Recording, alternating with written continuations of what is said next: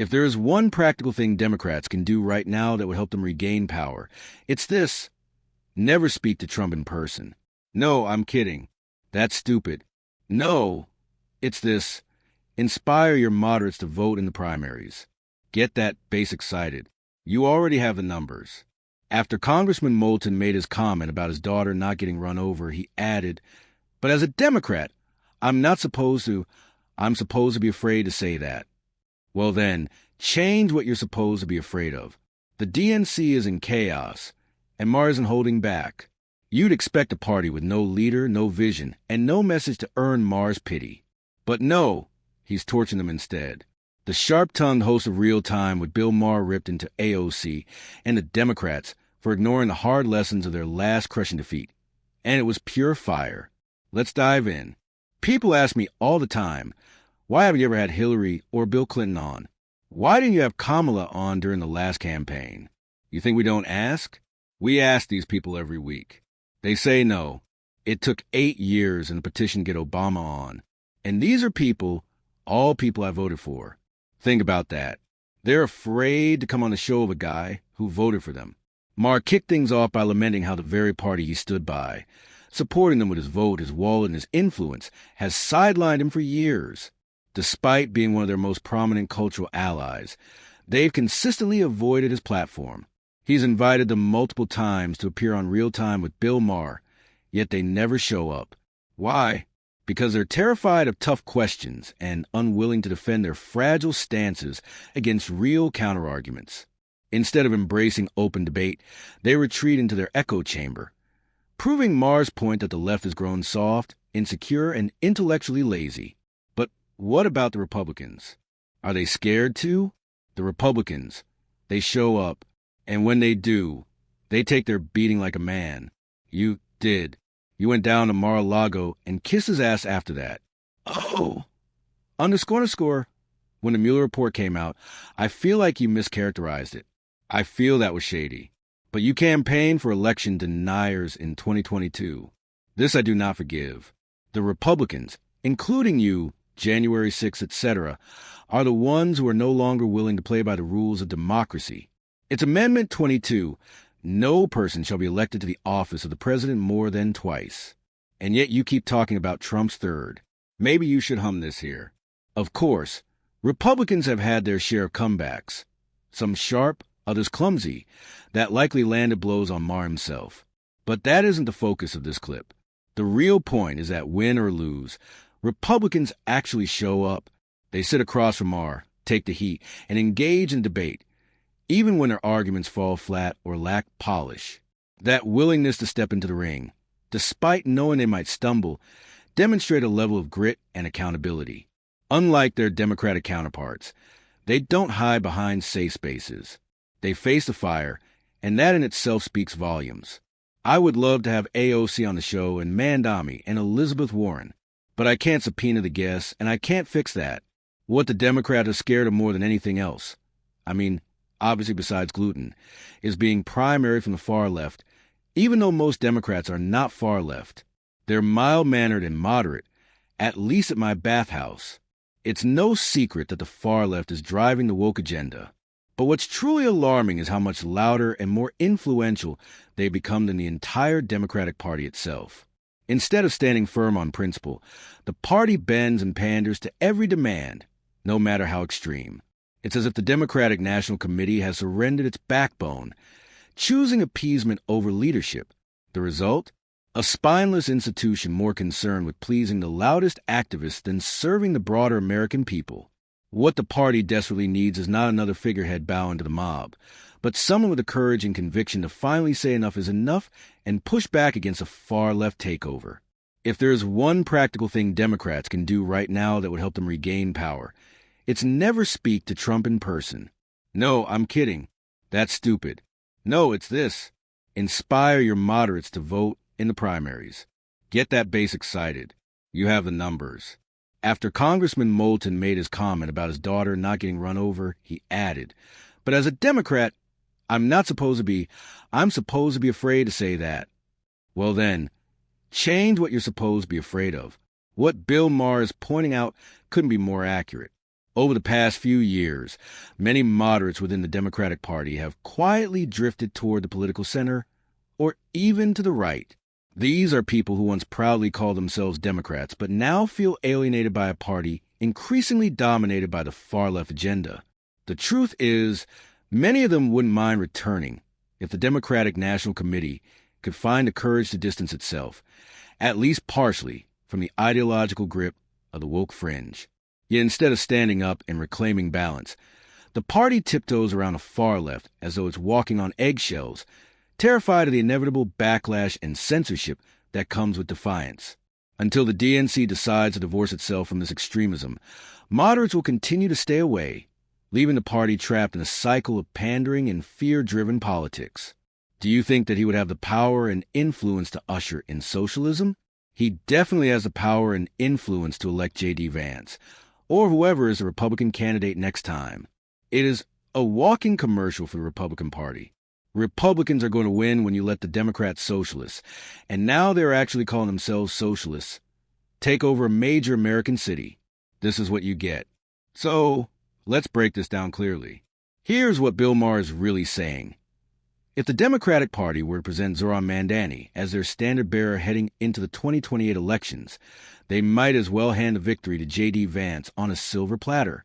Maher argues that Mamdani's brand of woke socialist policies could indeed find an audience with Gen Z voters, who often lean toward radical change and progressive ideals. But the problem is generational math. While Gen Z is growing in influence, they aren't the largest voting bloc. Millennials, Gen X, and especially baby boomers remain dominant at the ballot box, and Maher believes Mamdani's rhetoric won't win them over. In fact, it could alienate them further. The message is blunt. Betting the future of the party on a far-left figure like Mamdani is political suicide, a gamble that would all but guarantee a Republican victory. If you're engaging with a psycho who all they care about is controlling you, they're very good at diagnosing problems. They're very good at figuring out what your weak points are. And that's, I would argue, what a lot of these people are doing. They recognize that if you can focus on these problems, then you can use that dissatisfaction to gain power for yourself. To me, Mamdani isn't offering leadership. He's exploiting frustration. He takes advantage of real lapses in the system, not to fix them, but to weaponize them, stirring up anger and resentment. Instead of presenting thoughtful, practical solutions, his rhetoric compounds the very problems he claims to fight against. It's the classic playbook. Point fingers, inflame emotions, but never actually solve anything. And let's be clear, socialism, no matter how attractively packaged, has never delivered prosperity anywhere it's been tried. Yet young voters, many of whom haven't lived through or studied its failures, are swept off their feet by Mamdani's promises. They hear ideals dressed up as progress, but ignore the far-reaching consequences: economic stagnation, loss of freedoms, and deeper division. Mamdani isn't leading a movement toward solutions. He's selling a fantasy that history has repeatedly proven to be dangerous, all while the youth cheer without asking the hard questions. This must be horrible for a guy like you, who spent your whole life talking about how government tries to do too much, which it does, and spends too much. And here you have Trump, who is a Republican who is aggrandizing more power than anybody, as we just talked about. And on the other side, you have the guy running in New York, Mamdani, right? Okay, who's like a straight-up communist. I mean, he talks about the things that communists say. I mean, he wants free grocery stores, free buses. I want him to win. You want him to win? Yeah. I think every 20 years or so we need a conspicuous, confined experiment with socialism, so we can crack it up again. Well, some of us have studied history and know exactly what socialism brings in its wake, and we're not eager to relive those consequences. So no, we are certainly not praying for Mamdani to win. Quite the opposite. Our hope is that more Democrats will open their eyes before it's too late and recognize the damage his leadership would inflict if he were ever voted into power. The warning signs are already there. Policies that sound appealing in theory, but collapse in practice.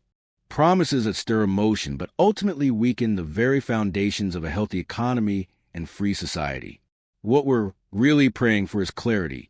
Clarity for voters to see beyond the lofty slogans and flashy rhetoric, and understand the long-term harm hidden beneath Mandani's platform. If Democrats truly care about their party's survival, they'll stop him at the ballot box before he drags it into ruin. Socialist slogan used to be, "Workers of the world unite. You have nothing to lose but your chains." The new socialist slogan is, "Trust us, this time it won't be a mess." So yeah, when the post-war Labour government in Britain was about to get started, one of their leading lights was a socialist named Aneurin Bevan. He said, "What could go wrong? We have a nation bedded on coal, surrounded by fish. It would take an organizational genius to have a shortage of either." In 3 years, they had a shortage of both. That's socialism. On paper, socialism might look appealing, a utopian idea where everyone supposedly shares equally and no one is left behind. But in practice, it has always proven to be far worse than capitalism. At least with capitalism, despite its flaws, hard work, innovation, and determination often lead to rewards. You have the chance to create, to earn, and to build something for yourself and your family. Socialism, however, flips that promise on its head. In reality, it creates a system where the so-called equality is nothing more than a smokescreen for the greedy elite to consolidate power. They take the lion's share while ordinary people, no matter how hard they work, are left with nothing to show for their efforts. The result isn't fairness. It's stagnation, resentment, and poverty disguised as progress. History has shown time and again, socialism doesn't uplift the masses. It traps them. Someone must tell the usual suspects on the far left that the saying is, when you're in a hole, stop digging, not keep digging. Talk about doubling down on what got you underscoring us in the first place. Even the one concession I've heard a few people on the losing side offer, that liberals should stop saying Trump voters are stupid, comes with a kind of unspoken parenthesis. We know they are stupid, just don't say it. Unfortunately, that's exactly how the left tend to view the right, as a bunch of ignorant, backward people incapable of basic reasoning. It's a stereotype they cling to, a convenient narrative that allows them to dismiss conservative voices, without ever engaging with the arguments. In their eyes, anyone who supports MAGA or holds right-leaning views must be uneducated, unenlightened, or morally deficient. And of course, they elevate themselves as the enlightened class, the ones who are wiser, more compassionate, and somehow morally superior. But history has shown that this arrogance is their greatest weakness. When you spend all your time looking down on your opponents, you underestimate them. And when you underestimate them, you lose. That's the left's blind spot. Their constant self-congratulation blinds them to the very real frustrations driving millions of Americans. Frustrations that no amount of smug moral posturing can erase. Yeah, I got bad news for you. They don't have a monopoly on stupid. You wear Queers for Palestine t-shirts and masks 2 years after the pandemic ended, and you can't define woman. I mean, person who menstruates. You're the teachers' union, the education party, and you've turned schools and colleges into a joke. You just lost a crazy contest to an actual crazy person. At the end of the day, the problem with the Democratic Party and the far left is not just their policies. It's their arrogance, their pandering, and their refusal to learn from history.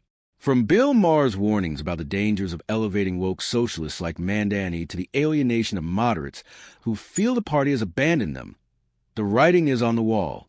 Socialism may look good on paper, but in practice, it has only empowered elites while trapping ordinary people in poverty. Yet blinded by self-righteousness, the left continues to believe they're morally superior while painting conservatives as ignorant. That hubris has always been their undoing. If Democrats keep bowing to the loudest activists instead of standing up for reason and balance, they'll not only lose voters, they'll lose a future. America needs leaders with courage, not figureheads afraid to say no to extremism. And on this note, we draw the curtains on today's video.